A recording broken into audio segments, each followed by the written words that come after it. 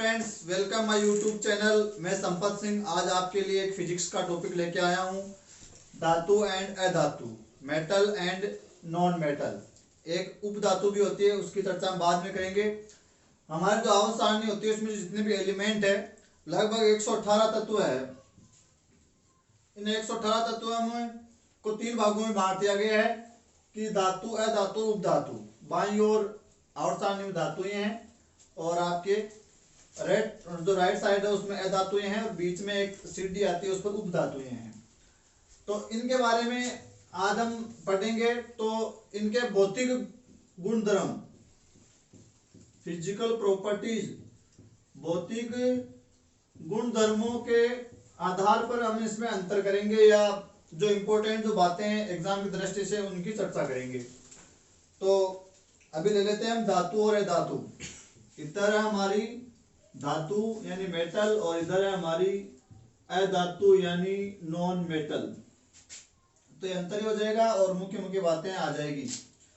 तो पहली बात है धातु कितनी, हम कह रहे हैं कि आवर्त सारणी में बाईं ओर, इधर का जो साइड है बायां, ये राया आपका दायां, तो इधर आपके धातुओं को रखा गया है और ये लगभग है 80 प्लस है। और पीछे जो बच गए हैं 118 जो मैंने बताए वो हो जाएगी आपकी अधातुएं। अब पहली बात करें हम उनकी भौतिक अवस्था। पहला हमारा जो गुण है वो है भौतिक अवस्था। तो भौतिक अवस्था का मतलब वो कौन कौन सी अवस्था में पाई जाती है धातुएं, ठोस, द्रव्य, गैस वगैरह। तो धातुएं जो मोस्टली है वो पाई जाती है ठोस अवस्था में।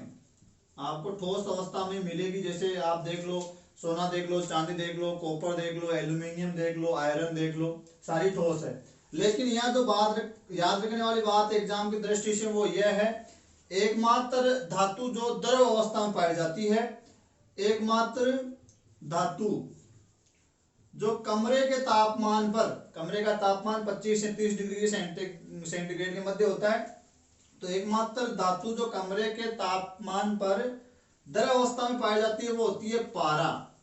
पारा कह दो, पारद कह दो या मरकरी कह दो, और इसका सिंबल होता है Hg।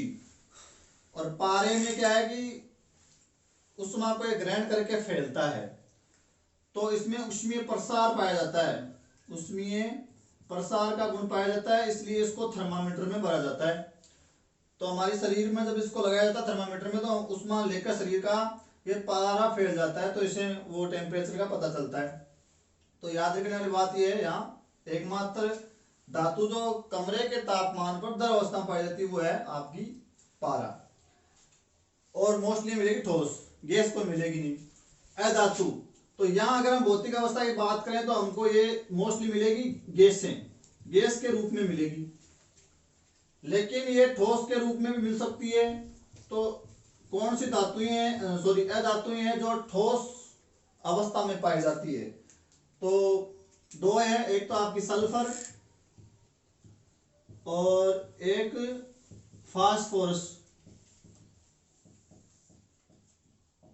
तो फास्फोरस और सल्फर ऐसी धातुएं हैं जो ठोस अवस्था में पाई जाती है। मोस्टली ये गैसों के रूप में पाई जाएगी, जैसे आपकी H2 गैस है, O2 गैस है, N2 गैस है, ऐसे गैसों के रूप में पाई जाएगी। और यहाँ भी एक जो मुख्य बात है याद रखने वाली वो है कि एकमात्र अधातु जो द्रव अवस्था में पाई जाती है, एकमात्र अधातु जो द्रव अवस्था में पाई जाती है वो है ब्रोमीन। ब्रोमीन एकमात्र धातु जो द्रव अवस्था में पाई जाती है वो ब्रोमीन, और एकमात्र धातु जो द्रव अवस्था में पाई जाती है वो है पारा। ये तो हो गई इसकी भौतिक अवस्था। नेक्स्ट बात करें कठोरता की। कठोरता, तो धातुएं मोस्टली क्या होती है, कठोर होती है। जैसे आप लोहा देख लो, सोना देख लो, चांदी देख लो, कॉपर देख लो, तो वो कठोर मिलेगी आपको। लेकिन जो बात एग्जाम की दृष्टि इंपॉर्टेंट है वो है कि सर्वाधिक कठोर कौन सी है, सर्वाधिक कठोर धातु। तो सर्वाधिक कठोर धातु होती है आपकी, एक तो होती है मैग्नीज, मैग्नीज और Mn, और एक होती है आपका प्लेटिनम।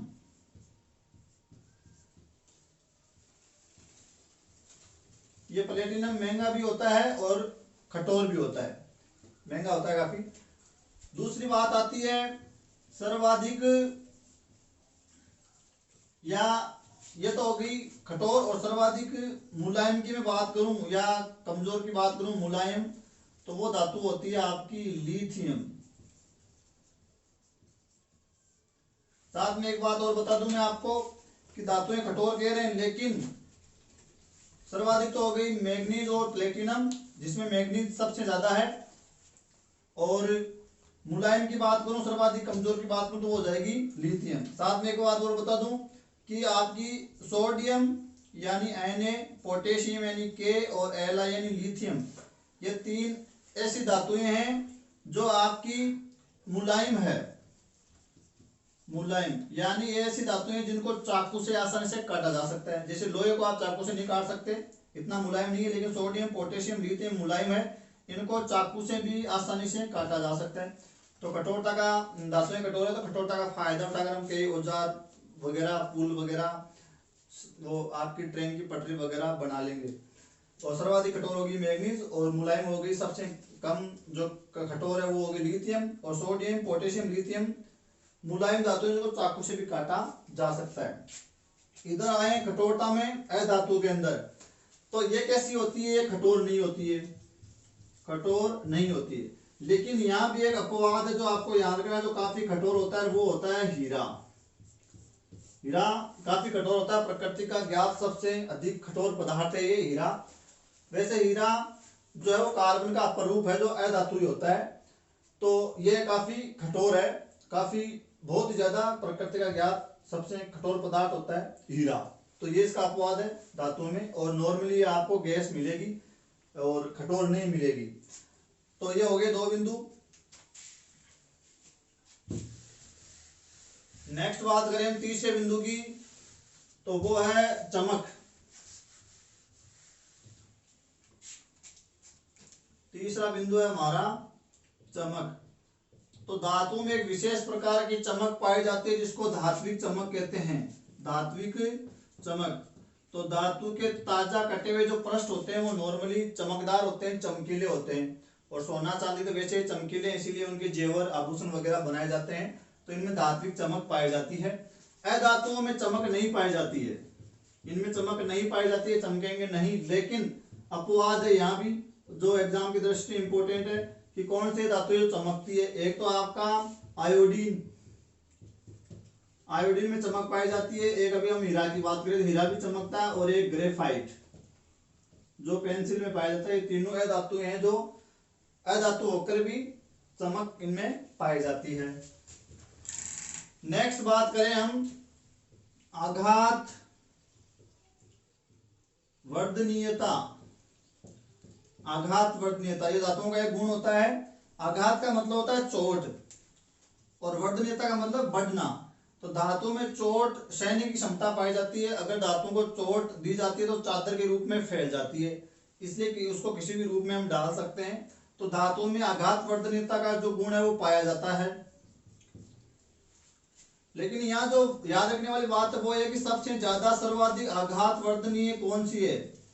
तो सर्वाधिक आघात वर्धनीय धातु होती है वो होती है सोना और चांदी। सोना और चांदी सर्वाधिक आघात वर्धनीय धातुएं हैं जिनको पीटने से वो फैल जाएगी चादर के रूप में। और यहाँ इन अधातुओं में आघात वर्धनीयता का गुण नहीं पाया जाता है। नेक्स्ट आता है पांचवा तन्यता। तन्यता कह दो या लचीलापन कह दो। लचीलापन यानी धातुओं का वह गुण जिनके कारण उनको खींचकर तार के रूप में बदला जा सकता हो, तो उनको कहते हैं तन्यता। यानी तान दिया जाता है, उनको खींच के तार के रूप में बदल दिया जाता है, उनको मनचाहा रूप दिया जा सकता है, लचीलापन होता है उनमें। तो धातु में तन्यता का गुण पाया जाता है। लेकिन अधातुओं में तन्यता का गुण नहीं पाया जाता है। यहाँ जो याद रखने वाली बात है इंपोर्टेंट वो क्या है कि सर्वाधिक तन्य धातुएं कौन सी है। तो सर्वाधिक तन्य धातु होती है सोना, ओरम। इसकी तन्यता इतनी ज्यादा होती है कि आपके 1 ग्राम सोने से लगभग 2 किलोमीटर लंबा तार खींचा जा सकता है। नेक्स्ट हमारा जो आता है वो आती है चालकता। और चालकता हम 2 रूप में पढ़ेंगे, एक तो ऊष्मा के चालक और एक विद्युत के चालक। तो ऊष्मा तो उष्मा के धातुएं क्या होती है, उष्मा की सुचालक होती है, यानी इनमें से होकर उष्मा का चालन हो सकता है।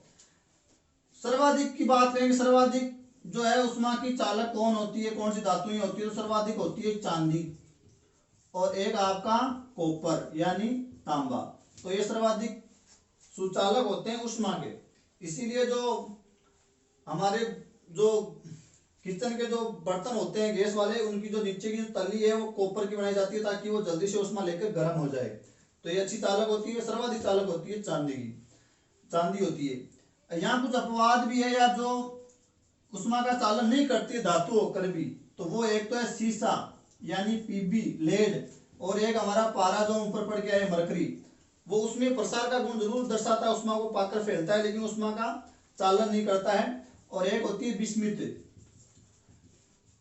Bi, ये अपवाद है जो उष्मा का चालन नहीं करती धातु होकर भी।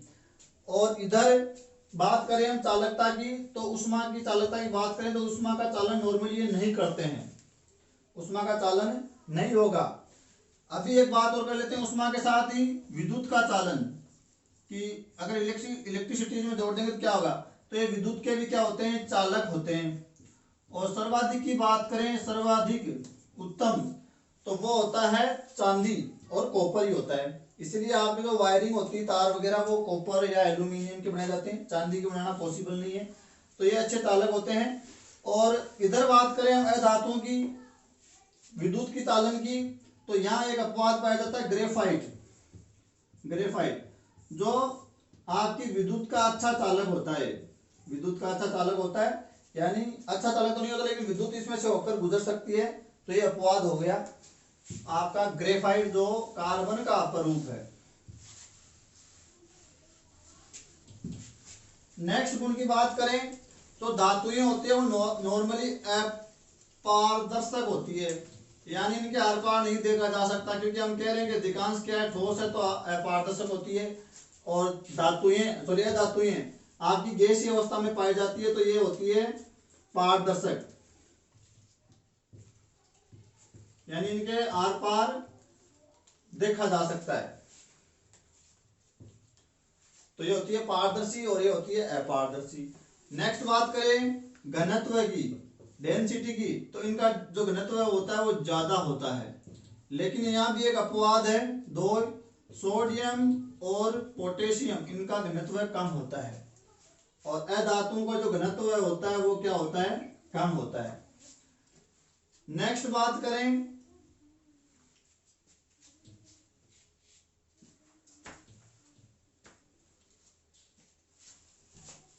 नेक्स्ट हमारा जो अंतर है या जो करेक्टर है वो है धावनिक।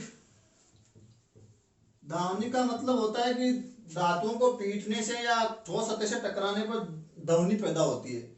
इसलिए विद्युत आपके विद्यालय की जो घंटी होती है वो धातु की बनाई जाती है ताकि जो घंटी है वो दूर तक सुनाई दे। लेकिन इनको पीटने से ध्वनि पैदा नहीं होती, इनको पीटने से भंगुर प्रकृति के होते हैं, इसलिए बिखर जाते हैं, टुकड़ों में टूट जाते हैं। नेक्स्ट बात आती है इनकी गलनांक और कवथनांक की। तो गलनांक की अगर मैं बात करना चाहूं तो धातुओं का जो गलनांक है वो ज्यादा होता है, बहुत ज्यादा होता है। और इनका जो गलनांक होता है वो कम होता है, कम होता है। लेकिन कुछ जो इंपॉर्टेंट बातें उनकी बात करना चाहें तो सर्वाधिक जो गलनांक है वो किसका मिलेगा धातुओं में, सर्वाधिक गलनांक, तो सर्वाधिक गलनांक होता है टंगस्टन का। टंगस्टन कैपिटल डब्ल्यू से दर्शाते हैं इसका लगभग 3380 डिग्री सेंटीग्रेड इसका जो है वो गलनांक होता है। नेक्स्ट बात करें कि कम गलनांक किसका होगा, तो कम गलनांक होता है एक तो आपका गैलियम Ga और एक सीजियम Cs। गैलियम और सीजियम का गलनांक बहुत कम होता है। ये अगर हम अपने हथेली पर भी रख लेंगे तो हथेली की उष्मा लेकर पिघल जाएंगे। यानी गैलियम का तो लगभग 28 डिग्री और इसका लगभग 29.78 डिग्री सेंटीग्रेड ताप पर ये पिघल जाते हैं। तो गैलियम और सीजियम का गलनांक बहुत ही कम होता है और टंगस्टन का सबसे ज्यादा होता है। यहाँ गलनांक कम है लेकिन अपवाद स्वरूप जो ग्रेफाइट होता है, ग्रेफाइट और हीरा, इनका गलनांक क्या होता है, ज्यादा होता है। तो ये इनको हो गए अपवाद। एक बात और बता दूं, अगर गलनांक